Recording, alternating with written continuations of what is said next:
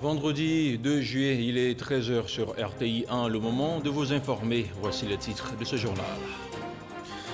Hier jeudi, Alassane Ouattara a présidé une réunion du Conseil national de sécurité face à la situation sécuritaire généralement calme sur l'ensemble du territoire national. Le président de la République a fermement condamné les attaques contre les positions des forces de défense et de sécurité dans le nord du pays. Le chef de l'État a appelé à poursuivre les efforts dans la lutte contre le terrorisme. Agenda chargé pour le président Ouattara qui a pris part dans la soirée de jeudi à la résidence de l'ambassadeur des États-Unis, Richard Bell, à la célébration du 245e anniversaire de la fête nationale des États-Unis d'Amérique. Un moment propice au renforcement et à la diversification des relations entre la Côte d'Ivoire et les États-Unis. Et puis en Tunisie, les temps vont être durs. La gravité de la situation sanitaire percute la saison touristique. Le Grand Tunis est confiné jusqu'au 14 juillet. Un couvre-feu a été instauré sur tout le territoire avec en prime la suspension des événements culturels et la fermeture des lieux de culte. Bonjour à tous. Le président de la République, Alassane Ouattara, a présidé jeudi une réunion du Conseil national de sécurité. La situation sécuritaire générale, l'évolution de la pandémie de Covid-19 dans notre pays et le déroulement de la campagne de vaccination contre cette maladie, ainsi que la lutte contre l'orpaillage illégal sont des sujets qui ont été évoqués. Le chef de l'État a aussi saisi l'occasion pour condamner les attaques contre les positions des forces de défense et de sécurité dans le nord du pays. Pour revenir à la situation sanitaire, l'état d'urgence a été prolongé jusqu'au 30 septembre 2021. La cérémonie a été l'occasion d'exalter les relations d'amitié et de coopération entre la Côte d'Ivoire et les États-Unis et de souhaiter leur renforcement et leur diversification. Je vous disais en titre de ce journal, Alassane Ouattara a participé hier jeudi à la célébration du 245e anniversaire de la fête nationale des États-Unis d'Amérique à la résidence de l'ambassadeur des États-Unis en Côte d'Ivoire, Richard Bell. Notre reporter Moussa Konaté revient sur le temps fort de la célébration avec le commentaire d'Alexis Ouedraogo. 245e anniversaire d'indépendance des États-Unis. Pour commémorer l'événement, l'ambassadeur Richard Bell a offert un cocktail à sa résidence à Cocody. Une cérémonie à laquelle a pris part le chef de l'État Alassane Ouattara, avec à ses côtés son épouse, la première dame Dominique Ouattara. Le chef du gouvernement Patrick Hachi, plusieurs membres du gouvernement ainsi que des présidents d'institutions ont accompagné le président de la République. Une délégation ivoirienne venue témoigner de la vitalité des relations diplomatiques entre les deux pays. Quel honneur inespéré que de pouvoir célébrer en si auguste compagnie les relations d'amitié qui lient les États-Unis et la Côte d'Ivoire depuis 60 ans déjà. Et pour cause, la Côte d'Ivoire est un pays d'importance stratégique, moteur économique de la sous-région, moyeu de liaison de transport, pôle de stabilité dans une partie du monde qui en a besoin, leader continental respecté.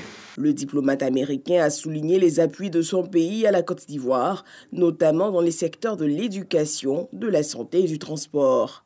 L'Amérique croit en la Côte d'Ivoire. Depuis 17 ans, les États-Unis financent le gros de la lutte contre le VIH-Sida en Côte d'Ivoire à travers le programme PEPFAR, à hauteur d'environ 100 millions de dollars par an, donc au total 1,7 milliard de dollars depuis 2004. Depuis 2019, la coopération bilatérale a fait un grand bond avec le programme du Millennium Challenge Corporation, MCC. Ce programme comprend 2 volets, sélectionnés avec soin pour leur impact stratégique. Primo, l'éducation, avec notamment la construction de jusqu'à 84 collèges de proximité, situés de manière à encourager les jeunes filles à poursuivre leur éducation. Secondo, le transport routier, avec l'amélioration de 32 km de route reliant le port d'Abidjan aux sorties de la ville et un programme de formation d'experts pour maintenir tout le réseau routier qui comprend plus de 85 000 km de route. L'ambassadeur Richard Bell a également salué les progrès réalisés par la Côte d'Ivoire pour la paix et la stabilité dans le pays ces dernières années. La lutte contre la maladie à coronavirus se poursuit dans notre pays. On fait le point de la situation.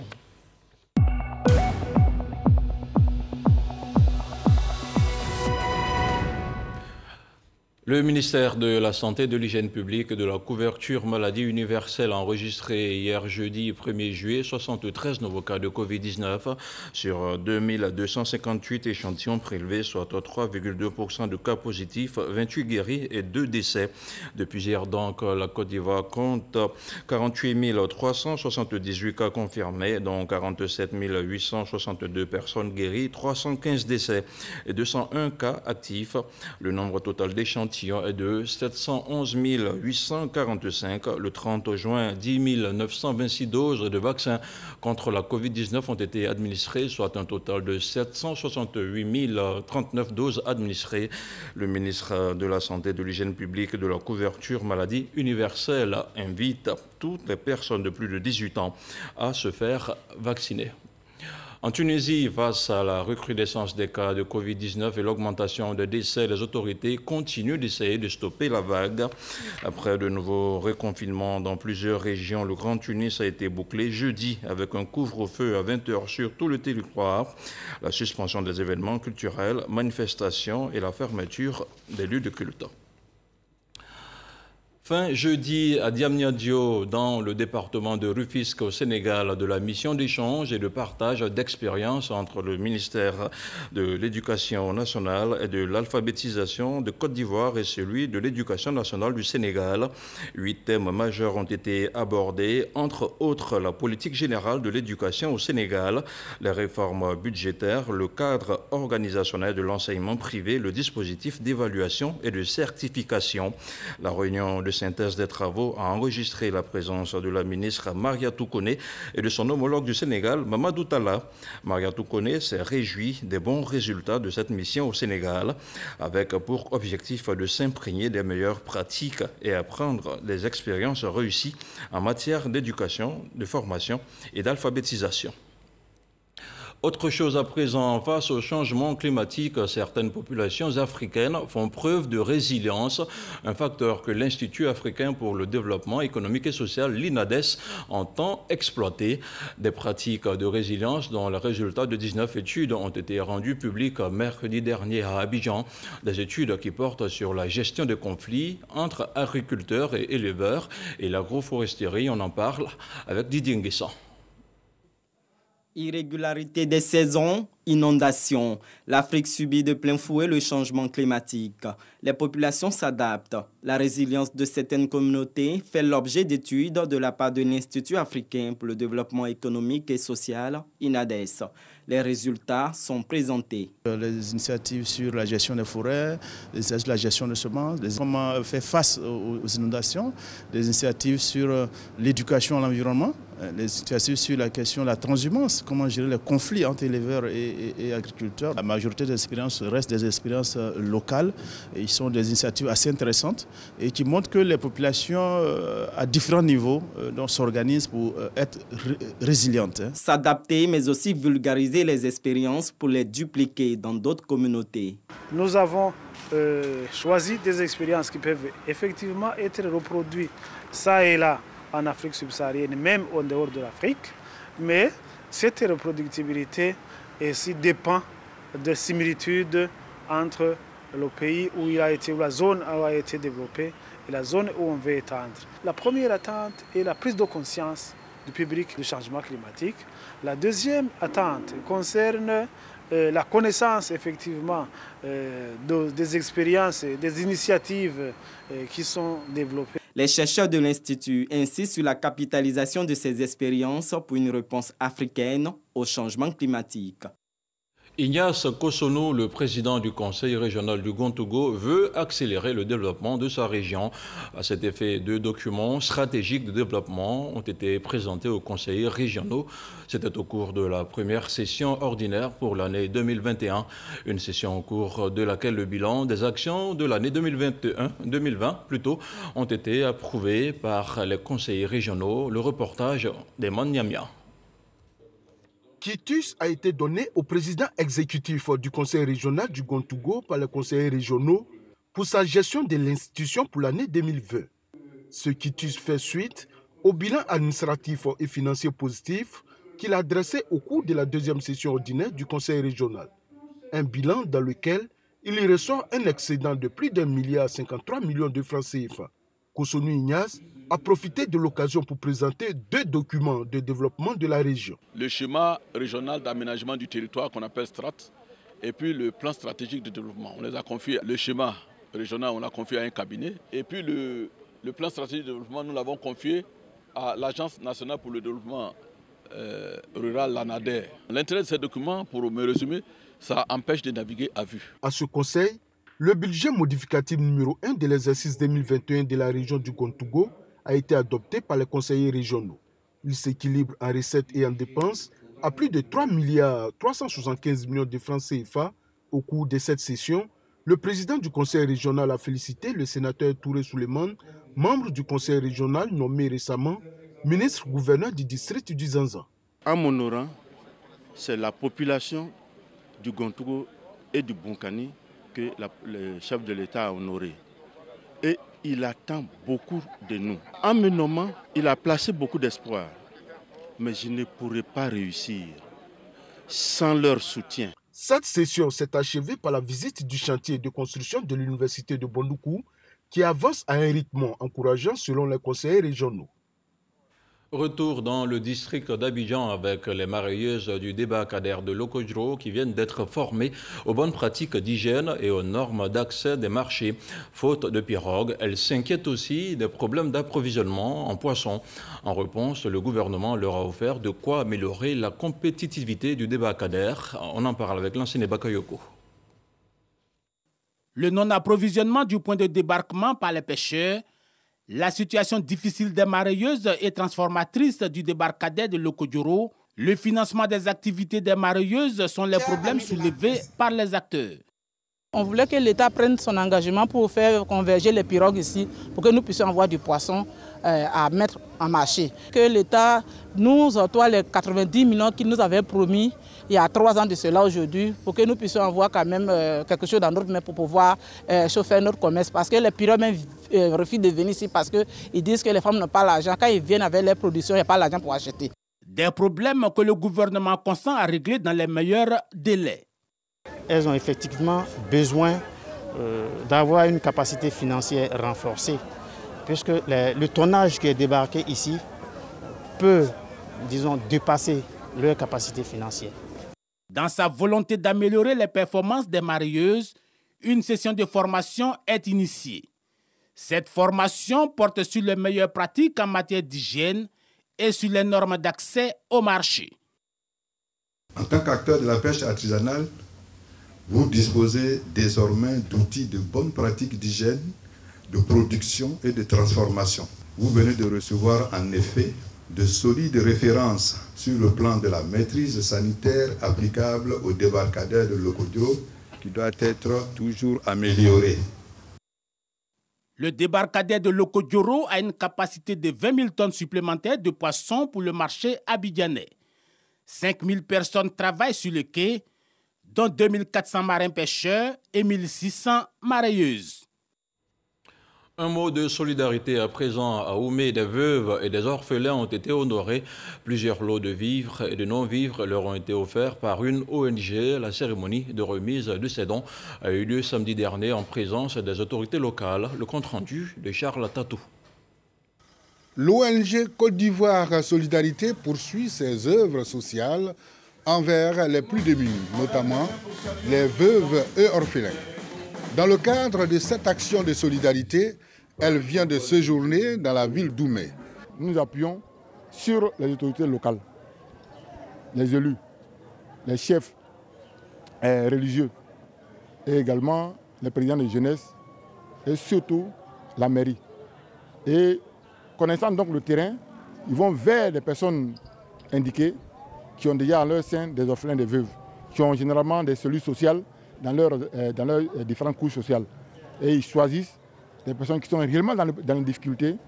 Ils nous envoient la liste et que nous examinons avant de valider. Autorités locales et bénéficiaires témoignent leur reconnaissance à l'ONG donatrice. C'est pour que je peux dire. Je remercie mes enfants seulement. On va continuer comme ça toujours, chaque année. Ils n'ont qu'à venir pour nous. L'ONG Côte d'Ivoire Solidarité existe il y a de cela 10 ans. Et Oumé marque la 14e édition de ces cérémonies de distribution de dons aux veuves et orphelins de Côte d'Ivoire. Lambert Boti Bizando, le nouveau chef du village de Gonaté, désigné par consensus le 24 décembre 2019, un mois plus tard, il recevait l'onction populaire. Le nouveau chef, qui vient d'être investi par les autorités administratives et les cadres de la région, s'engage à contribuer à la cohésion sociale. Le commentaire de Noël Niagno. Gonaté, nous sommes à une dizaine de kilomètres de Daloa, son chef-lieu de département. Ambiance singulière et les images traduisent éloquemment la nature de l'événement. Élus, cadres, populations dans leur diversité sont là. Les têtes couronnées de la région ne sont pas en reste. Ces derniers cités sont venus soutenir un nouvel arrivé dans le cercle de la chefferie de la sous-préfecture. Le chef Botibizando Lambert, désigné par consensus le 24 décembre 2019, confirmé à l'issue de la consultation populaire du 24 janvier 2020. Après avoir remercié les populations pour la confiance placée en lui, Botibizan Lambert prend un engagement pour une gestion harmonieuse des affaires du village. Loin de moi toute idée d'orgueil et de domination. Je me mets désormais à votre entière disposition et je m'engage maintenant devant vous tous à œuvrer pour la paix, la fraternité, le dialogue, le développement de notre cité en devenir. Le sous-préfet de Gonaté, au nom du préfet, salue cet engagement avant de lui souligner sa disponibilité à l'accompagner dans sa mission. Après quoi, il fait une mise au point à l'attention de tous. Je veux dire ici aujourd'hui solennellement qu'il n'est pas question de démettre le chef de village. Je veux rappeler ici que les fonctions des chefs de village sont des fonctions à vie. Notons que cette investiture est parrainée par le député Trazier Bi Nguessan, qu'entourait pour la circonstance des figures emblématiques du village de Gonaté, la ministre Léopoldine Kofi Tiezan et le sénateur Seribi Nguessan. Un mot de sport à présent, l'athlète ivoirienne Marie-Josée Talou, 4e du 100 mètres aux Jeux de Rio 2016, s'est rassurée jeudi soir avant les JO de Tokyo. La double vice-championne du monde a dévancé ses concurrentes en courant la distance en 10 secondes, 91 au centième devant la Britannique Daryl Netta, 11 secondes. Médaille de bronze aux 4x100 mètres au Rio 2016. Marie-Josée Talou remporte ainsi sa première victoire en Diamond League cette saison. Le 10 juin dernier, le président français annonçait une transformation profonde de la présence militaire française au Sahel. Emmanuel Macron a aussi annoncé la mise en place d'une alliance internationale anti-djihadiste dans la région. Un retrait de Barkhane qui inquiète la sous-région ouest-africaine et les populations de s'interroger sur les capacités de leurs États à faire reculer le terrorisme. Une question sur laquelle s'est penché Alexis Ouedraogo du service politique de RTI 1. On regarde son dossier. Le 25 juin, 2 attaques ont lieu au Mali. L'une contre un poste militaire dans le centre qui fait 6 morts et un blessé parmi les forces maliennes. L'autre contre une position temporaire de l'ONU au nord qui fait 15 blessés. Le 21 juin, c'est la force militaire Barkhane qui est frappée lors d'un attentat. Une attaque alors que l'opération met fin à sa mission dans la région. Nous amorcerons une transformation profonde de notre présence militaire au Sahel, dont les modalités et le calendrier seront précisés dans les semaines à venir. L'opération déployait 5100 soldats pour soutenir les armées des États du Sahel contre les djihadistes. À Bamako, l'information est diversement appréciée. Le départ des Français est une bonne chose. De toute façon, on ne voyait rien depuis qu'ils sont là. J'ai appris avec un peu de regret le retrait des troupes françaises au Mali. Bon, quand même, je suis un peu surpris. Je demande à tout un chacun, avec un peu de retenue, de laisser ces forces étrangères coopérer avec les armées maliennes, coopérer avec nos forces armées pour pouvoir achever ce travail-là. Et si à Bamako, l'annonce inquiète certains, c'est que depuis 8 ans, Barkhane a su empêcher un enquistement massif des djihadistes dans la zone sahélienne. Des inquiétudes que l'on retrouve au Burkina, qui connaît des attaques importantes. Au moins 132 morts la nuit du 4 au 5 juin dernier près des frontières avec le Mali et le Niger. On est vraiment découragé de la situation. Voilà, vraiment, on a peur maintenant. On a peur. Ça nous fait mal, on ne suis pas content. Il faut que les autorités là-même, eux-mêmes, ils vont voir comment ils peuvent aider la population, surtout dans les villages au nord. Là-bas, les gens souffrent beaucoup. Les attaques terroristes au Burkina ont fait depuis 2015 plus de 1400 morts et près d'1 million de déplacés. Au Niger aussi, les attaques contre les civils se sont multipliées depuis le début de l'année. Avec le départ de la force Barkhane considérée comme force tampon, les responsables des médias jouent la prudence.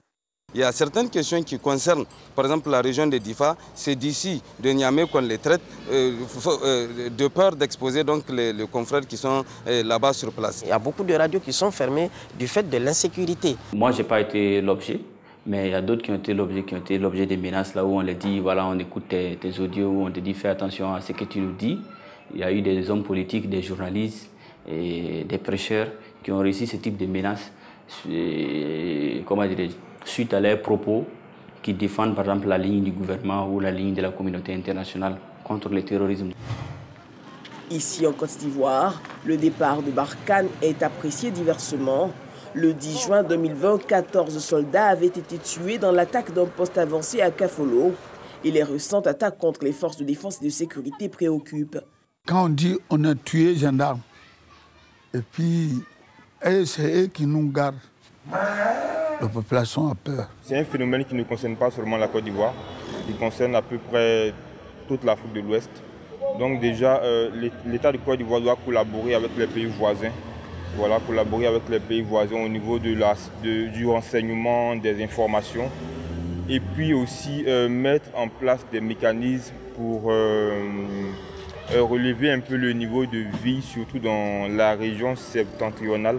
Voilà, pour ne pas que les jeunes Ivoiriens puissent éventuellement être tentés par ce phénomène-là. Et justement, les pays de la sous-région s'organisent. Le ministre d'État, ministre de la Défense, est engagé au renforcement de la coopération avec les États voisins. Nous pensons que la lutte contre le terrorisme ne peut être menée par un seul État. Il faut donc mutualiser les efforts, se tenir informés, essayer de mettre ensemble nos moyens pour lutter efficacement contre ce fléau. La sous-région entend prendre son destin en main dans la lutte contre le terrorisme, même si elle peut toujours compter sur ses partenaires. Après avoir annoncé la fin de sa mission Barkhane au Sahel, la France a porté un plaidoyer pour rehausser les effectifs de la MINUSMA. Ce mardi, le Conseil de sécurité des Nations Unies a prolongé la dite mission. La MINUSMA sera reconduite avec ses effectifs actuels, soit un maximum de 13 289 militaires et 1920 policiers. Lutte contre le terrorisme, les enjeux après le départ de Barkhane, un dossier d'Alexis Ouedraogo à retrouver sur RTI 1. Je vous le disais en ouverture de cette édition, le président de la République, Alassane Ouattara, a présidé hier jeudi une réunion du Conseil national de sécurité, la situation sécuritaire générale, l'évolution de la pandémie de Covid-19 dans notre pays et le déroulement de la campagne de vaccination contre cette maladie ainsi que la lutte contre l'orpaillage illégal sont les sujets qui ont été évoqués. On écoute le ministre secrétaire du Conseil national de sécurité, Fidel Sarasoro. Communiqué du Conseil national de sécurité. Le président de la République, son Excellence Alassane Ouattara, a présidé ce jeudi 1er juillet 2021 au Palais de la Présidence de la République une réunion du Conseil national de sécurité. L'ordre du jour a porté sur 3 points.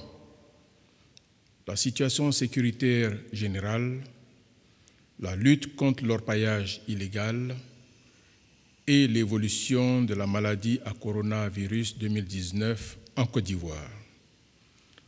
Au titre de la situation sécuritaire générale, à la suite de l'analyse faite par le ministre de l'Intérieur et de la Sécurité, le Conseil national de sécurité a noté avec satisfaction que depuis sa dernière réunion du 27 mai 2021, la situation sécuritaire est généralement calme sur l'ensemble du territoire.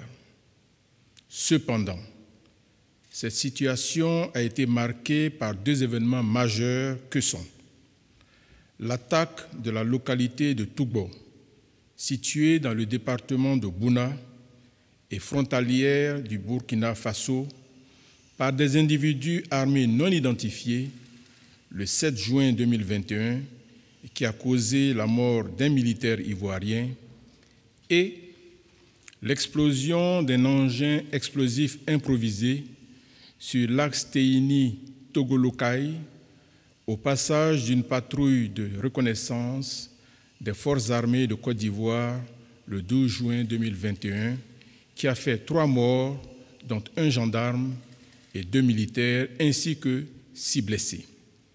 Le président de la République a fermement condamné ces différentes attaques et encouragé les forces de défense et de sécurité à redoubler de vigilance et à poursuivre de façon résolue leurs efforts dans la lutte contre le terrorisme. Le chef de l'État a par ailleurs présenté ses sincères condoléances aux familles des victimes et souhaité un propre rétablissement à tous les blessés. Le chef d'état-major général des armées a également informé le Conseil national de sécurité des actions en cours visant à renforcer les capacités et l'efficacité de la zone opérationnelle Nord créée pour lutter contre le terrorisme le long de la frontière avec le Burkina Faso et le Mali. Ces actions portent notamment sur l'augmentation des effectifs, la mise à disposition d'équipements et de matériel adaptés à la lutte contre le terrorisme et la mise en place d'un système renforcé de renseignement. Aussi, le président de la République a-t-il instruit le ministre d'État, ministre de la Défense, à l'effet de finaliser dans les meilleurs délais toutes ces actions jugées pertinentes.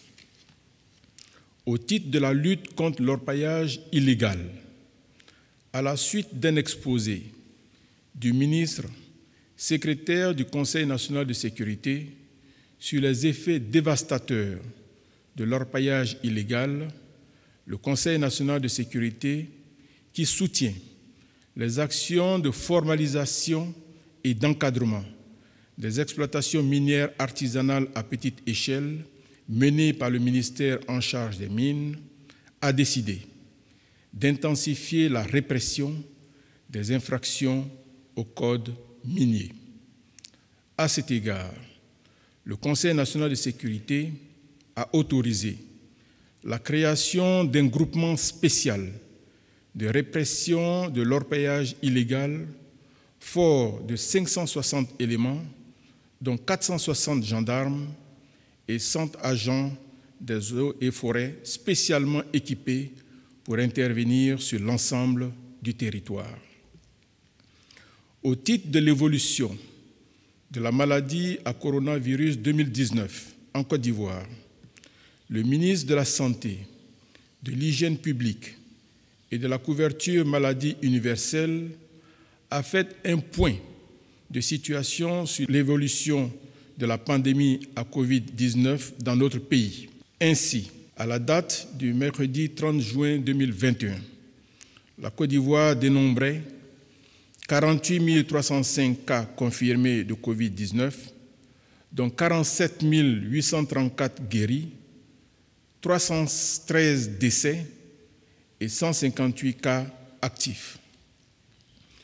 Le taux de positivité, qui se situe en dessous de 3%, demeure l'un des plus faibles en Afrique. En outre, le nombre moyen de nouveaux cas de Covid-19 enregistrés dans le pays est en baisse constante depuis le mois d'avril, reflétant une bonne maîtrise de l'épidémie. En effet, le nombre moyen de cas par jour est passé de 72 en avril à 40 en mai et 33 en juin 2021. De même, le nombre de décès connaît une baisse avec 42 décès enregistrés en avril, 19 en mai et 8 en juin 2021. Le Conseil national de sécurité, tout en exprimant sa satisfaction quant à ces résultats très encourageants, appelle les populations à la vigilance et les exhorte à respecter les mesures barrières. Le ministre en charge de la Santé a également informé le Conseil national de sécurité que depuis le début de la campagne de vaccination contre la COVID-19, 757 123 doses de vaccins ont été administrées à la date du 29 juin 2021, avec 76 603 personnes ayant reçu les 2 doses. Le ministre en charge de la Santé a par ailleurs porté à la connaissance du Conseil national de sécurité que la Côte d'Ivoire a reçu, le 16 juin 2021, 100 620 doses de vaccin Pfizer dans le cadre de l'initiative COVAX. Le 26 juin 2021, un don de la Chine de 100 000 doses de vaccin Sinopharm et le 28 juin 2021, 100 000 doses de vaccin AstraZeneca de la part du Mali. Enfin, la Côte d'Ivoire a passé, le 9 juin 2021, une commande pour 1 million de doses de vaccin AstraZeneca qui sera livrée en juillet 2021. Le Conseil national de sécurité s'est félicité de ces développements positifs dans la lutte contre la COVID-19. Toutefois, au regard de la saison des pluies dans notre pays et de la période des vacances qui verront un nombre important de mouvements de personnes, dans un contexte mondial caractérisé par l'apparition de plusieurs variants à la COVID-19, le Conseil national de sécurité a décidé de prolonger l'état d'urgence sanitaire jusqu'au 30 septembre 2021. Le président de la République a, pour sa part, réitéré ses félicitations à tous les acteurs impliqués dans la lutte contre la COVID-19. Enfin, le chef de l'État a exhorté de nouveau les populations vivant en Côte d'Ivoire à se faire vacciner et tester, tout en continuant à respecter scrupuleusement les mesures barrières. Fait à Abidjan le jeudi 1er juillet 2021. Et voilà, c'était pour vous le communiqué final de la réunion du Conseil national de sécurité, un communiqué lu par le ministre Fidel Sarasoro. Ce journal est terminé. Merci de l'avoir suivi. L'info revient ce soir à 20h avec Marie-Laure Goran qui sera chez vous. Et quant à moi, je vous retrouve demain, samedi à 6h30.